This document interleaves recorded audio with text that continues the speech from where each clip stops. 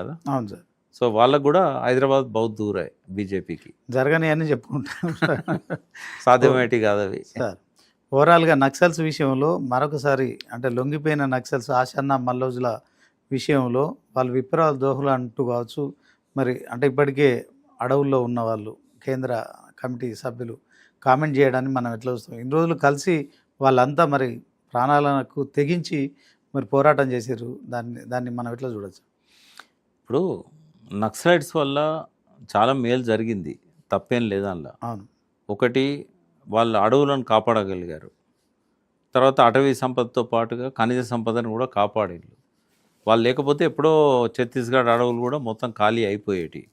కానీ ఈరోజున్న పరిస్థితి చూసినట్టయితే గత కొంతకాలంగా ఆపరేషన్ కాగార్ కావచ్చు, అంతకుముందు గ్రీన్ హంట్ కావచ్చు, ఈ రకరకాల పేర్లతోని వాళ్ళని ఏరివేసే కార్యక్రమం అనేది చాలా మొదలైంది. ఇవాళ శ్రీనివాస్ గారు ఇంకొక డిఫరెంట్ కోణం చెప్తాను నేను. ఏంటంటే సార్, ఇవాళ నక్సలైట్స్ వీక్ కావడానికి ప్రధాన కారణం అమిత్ షా కాదు. ప్రధాన కారణము వాళ్ళ మీద కక్ష గట్టి చంపేస్తున్న ఆర్మీ కూడా కాదు. ఇవాళ వాళ్ళకు ప్రజల మద్దతు లేకపోవడమే వాళ్ళ ఓటమికి కారణం. వాస్తవంగా ఛత్తీస్గఢ్లో ఉన్న ఆదివాసులు ఎవరు మీరు రండి మమ్మల్ని కాపాడండి అని ఎన్నడూ పిలవలేదు వీళ్ళను. తెలంగాణలో ఎప్పుడైతే నిర్బంధం ఎక్కువైందో గోదావరి దాటి సేఫ్ జోన్గా తలదాచుకోవడానికి పోయారు అడవుల్లోకి. ఈ 40 ఏళ్ళ చరిత్ర తీసుకుంటే 1980sలో పోయారు వీళ్ళు. అవును. ఈ 45 ఏళ్లలో మెల్లమెల్లగా ప్రజలు దూరం అయ్యారు వీళ్ళకు. ప్రజల మద్దతు ఉన్న దగ్గర వాళ్ళకి సేఫ్టీ లేదు, తర్వాత సేఫ్టీ ఉన్న దగ్గర ప్రజల మద్దతు లేదు. మద్దతు మొదట్లో ఉండే, కానీ ఎప్పుడైతే వీళ్ళు కొన్ని కార్యక్రమాలు టేకప్ చేశారో క్రమక్రమంగా ప్రజల లోపల వ్యతిరేకత స్టార్ట్ అయింది. ఫస్ట్ ఏం చేశారు, అది ఎంతవరకు నిజమో వాళ్ళే చెప్పాలి, ఓ 2000 దాకా ప్రభుత్వ పాఠశాలల్ని క్లోజ్ చేశారు, కొన్ని కూల్చేశారు. వీళ్ళు జనతన్ సర్కార్ అని చెప్పి వీళ్ళ స్కూళ్ళు ఓపెన్ చేశారు అని చెప్పారు 2000 సంవత్సరం. ఆ తర్వాత ఆ స్కూళ్ళలో చదివిన వాళ్ళకు ప్రభుత్వం సర్టిఫికేట్ ఇయ్యనన్నది. వీళ్ళ విద్యాభ్యాసం వీళ్ళు మొదలుపెట్టారు. అప్పుడు ఏమవుతుంది, వ్యతిరేకత వస్తుందా రాదా? తర్వాత డెవలప్మెంట్ ప్రాసెస్ ఏదైతే ఉంటుందో దాన్ని అడ్డుకుంటే వాళ్ళకు కొంత కోపాలు వస్తాయి. అంతటా సెల్ ఫోన్లు వాడుతున్నారు, సెల్ టవర్లు వేయొద్దు అన్నారు ఇక్కడ. అంతటా బాగుల మీద బ్రిడ్జిలు అవుతున్నాయి, రోడ్లు అవుతున్నాయి. ఇక్కడ మీకు రోడ్లు అయితే కనుక మీ భూమి గుంజుకుంటారు, మీకు ఇబ్బంది అవుతుంది అని చెప్పి వీళ్ళు రోడ్లు వేయనీయలేదు, సెల్ టవర్లు వేయనీయలేదు, ఆ స్కూళ్ళను కూడా నడవనీయలేదు. వీళ్ళ నుంచే డాక్టర్లు వచ్చారు, వీళ్ళ నుంచే టీచర్లు వచ్చారు, వాళ్ళని కాపాడిళ్ళు, వాళ్ళకు విద్య వైద్యం అన్నీ అందించారు. కానీ వాళ్ళకు బయట ఈవెన్ వాళ్ళ ఆధార్ కార్డు తీసుకోవద్దన్నారు, ఎలక్షన్స్ పెట్టొద్దన్నారు అక్కడ. ఇక వాటికి నిధులు ఎక్కడి నుంచి వస్తాయి, పంచాయతీరాజ్. అంటే ఇవన్నీ మాకు వీళ్ళ వల్ల అభివృద్ధి ఆగిపోతుందనే ఫీలింగ్ మెల్లమెల్లగా వాళ్ళల్లో డెవలప్ అయింది. వాళ్ళల్లో డెవలప్ కాకపోయినా ఈ పోలీసులు డెవలప్ చేస్తారు. అవును. దీనివల్ల ఏమైందంటే కొంత ఇంకోటి, అక్కడ చదువుకున్న వాళ్ళను 7th 8th 9th చదివే టైంలోనే వీళ్ళ స్కూళ్ళల్లో జనతన్ సర్కార్ వాళ్ళను వీళ్ళ ఐడియాలజీ చెప్తారు కాబట్టి సహజంగానే వాళ్ళకి ఇంట్రెస్ట్ అనిపిస్తుంది. వీళ్ళ పాటలు, వీళ్ళ మాటలు, వాళ్ళందరినీ రిక్రూట్ చేశారు. ఆ రిక్రూట్మెంట్ ఇప్పుడు అయితలేదు, మెల్లమెల్లగా తగ్గిపోయింది. దాని ప్రభుత్వం కూడా కారణం, జరుగుతున్న హింస, ప్రతి హింస కారణం, ఇవన్నీ కూడా కారణాలే. అంటే మెల్లమెల్లగా ప్రజలల్లో కోవట్టులు తయారైనలు. అందులో నుంచే డిఆర్జీ అని చెప్పేసి ఈ ఒక పోలీసు ఇదివరకు సల్వా జుడుమని మహేంద్ర కర్మ అని ఉండేవాడు ఎమ్మెల్యే. ఆయన కొంత గిరిజనులను, కొంతమందిని యువకులను చెరదీసి సల్వా జుడుమని పెట్టి వాళ్ళ మీద దాడులు చేయించడం, వాళ్ళ గుడిసెలు తలగబెట్టేయడం, ఇట్లాంటివన్నీ చేశాడు. సరే, మన జస్టిస్ సుదర్శన్ రెడ్డి గారు మొన్న ఉపరాష్ట్రపతి పోటీ చేశారు కదా, ఆయనే సుప్రీంకోర్టులో ఆయన పక్కన ఇంకొక జడ్జి ఇద్దరు కలిసి ఈ సల్వా జుడును తప్పు పట్టారు. తప్పు పట్టిన తర్వాత దాన్ని రద్దు చేయమని చెప్పారు.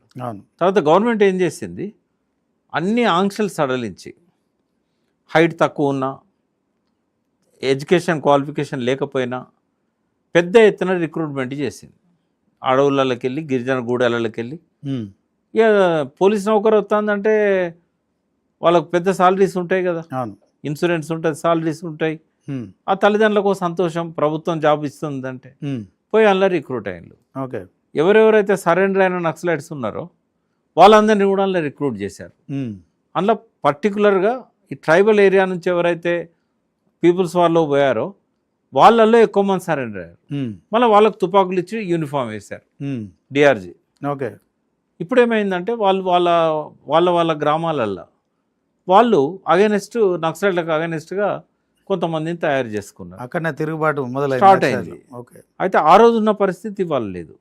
రెండో చుట్టుముట్టి వీళ్ళను కంప్లీట్ ఖతం చేయాలని చెప్పి అమిత్ షా పంతం పట్టాడు. ఈ ఆపరేషన్ కగార్లు ఇవన్నీ. అంటే నేనేమంటున్నా అంటే ఆనాడున్న ప్రజల మద్దతు ఈనాడు లేనప్పుడు, ప్రజలు వీళ్ళు కావాలని కోరుకోనప్పుడు, వీళ్ళ నుంచి ప్రజలు ఏమీ ఎక్స్పెక్ట్ చేయనప్పుడు ఇంకెందుకు ఉండాలి ఆడ? ఎందుకు సాయుధ పోరాటం చేయాలి? ఎవరి కోసం సాయుధ పోరాటం చేయాలి? కాబట్టి ఈ సాయుధ పోరాటం అనేది ఇక ముందుకు పోదు. ఇప్పుడు ఉన్న వాళ్ళు ఎవరైతే లోపల ఉన్నారో ఇడ్మా ఉండొచ్చు, ఇంకెవరైనా ఉండొచ్చు, ఇంకో 5-6 కేంద్ర కమిటీ సభ్యులు కూడా ఉండొచ్చు, గణపతి కూడా ఉండొచ్చు. వీళ్ళు ఒక్క అడుగు కూడా ముందుకు పోరు అనేది వాస్తవం. అంటే ఆశాన్న మల్లోజుల లొంగుబాటే కరెక్ట్ అంటారు.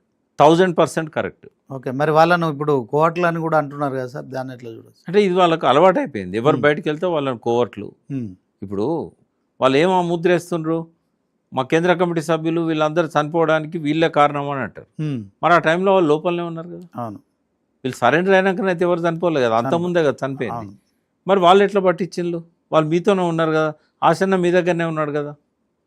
అంటే ఇట్లా రాళ్ళేయడం అనేది వాళ్ళకి అలవాటైంది.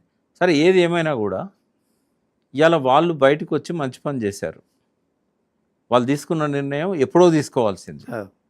వాళ్ళందరూ బతికేవాళ్ళు. ఇవాళ చనిపోయిన చాలామంది బతికేవాళ్ళు. ఇప్పుడు పోయిన సంవత్సరం 1200 మంది సరెండర్ అయినలు. అవును. ఈ సంవత్సరం కూడా చాలామంది సరెండర్ అయినలు 25లో కూడా. అవును. మరి ఇంకెవరిని పట్టుకొని మీరు సాయుధ పోరాటం చేస్తారు? ఎవరితో చేస్తారు? రిక్రూట్మెంట్ లేదు, పరిస్థితులు అనుకూలంగా లేవు, అడవులు మిమ్మల్ని కాపాడతలేవు.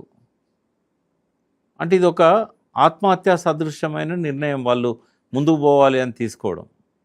రెండవది నాకు ఆశ్చర్యం ఏంటంటే వాళ్ళంటే వాళ్ళు లోపల ఉన్న వాళ్ళని కాపాడుకోవడానికి ఈ బయటకు వచ్చిన వాళ్ళ తోకబట్టుకొని పోకుండా ఉండటానికి వాళ్ళు స్టేట్మెంట్ ఇవ్వచ్చు. కానీ బయట కూర్చొని ఇక్కడున్న సానుభూతి పనులు అనుకునేటోళ్ళు వీళ్ళు వాళ్ళని సపోర్ట్ చేస్తాను. ఆ సాయుధ పోరాటం ఎన్ని సమస్యలను ఎదుర్కొంటున్నదో వాళ్ళకు తెలుసు. వీళ్ళు ఇక్కడ కూర్చొని మీరు సాయుధ పోరాటం చేయండి, మీరు చేసేదే కరెక్టు, బయటకు వచ్చిన వాళ్ళు కోవర్ట్లే, ఇది అర్థం లేని మాటలు. ఇప్పటికే వాళ్ళకి సానుభూతి లేదు ఇక్కడ ప్రజలలో. ఇప్పుడు ఇటువంటి స్టేట్మెంట్లతో పూర్తిగా దూరం అవుతారు ప్రజలకు. ఇదో ఫ్యాషన్ అయిపోయింది. ఇక్కడ కూర్చొని మీరు సాయుధ పోరాటం చేయండి, మేము మాత్రం ఏసీ రూమ్లలో ఉంటాం. ఏం పద్ధతి అది? అంటే ఇక్కడ ఉన్న వాళ్ళు మాట్లాడే మాటలను అయితే నేను తీవ్రంగా అసహించుకుంటున్నా. సార్, ఫైనల్గా అమిత్ షా మార్చి వరకు డెడ్ లైన్ పెట్టిండు, ఏం జరగబోతుంది? ఆయన డెడ్ లైన్ వల్ల తగ్గుతలేదు. ఇది వీళ్ళ స్వయం నిర్ణయం. అది ఓకే. వాళ్ళు అనుకుంటే ఆయన డెడ్ లైన్ ఏం పనిచేయదు. ఇప్పుడు ఇదే ఆశన్న మల్లోజుల లోపల ఉండుంటే అక్టోబర్, ఇప్పుడు 69 జూన్ జూలైలోనే వెంగళరావు హోమ్ మినిస్టర్ ఉన్నప్పుడు శ్రీకాకుళంలో నక్సలైట్లని ఖతం చేసినా ఇక దేశంలో ఎక్కడ నక్సలిజం ఉండదు అని చెప్పిండు. ఆయన తర్వాతనే పుట్టింది దేశంలో నక్సలిజం. ఇప్పుడు అమిత్ షా ఖతం చేస్తా అంటాడు, ఇది ఇంకో రూపంలో వస్తుంది.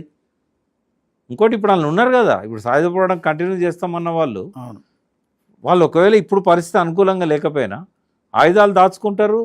పాండవులు కదా జమ్మి చెట్టు మీద పెట్టి సమయం వచ్చినప్పుడు మళ్ళీ తీసినట్టు ఏదో ఒకరోజు మళ్ళీ తీస్తారు వాళ్ళు.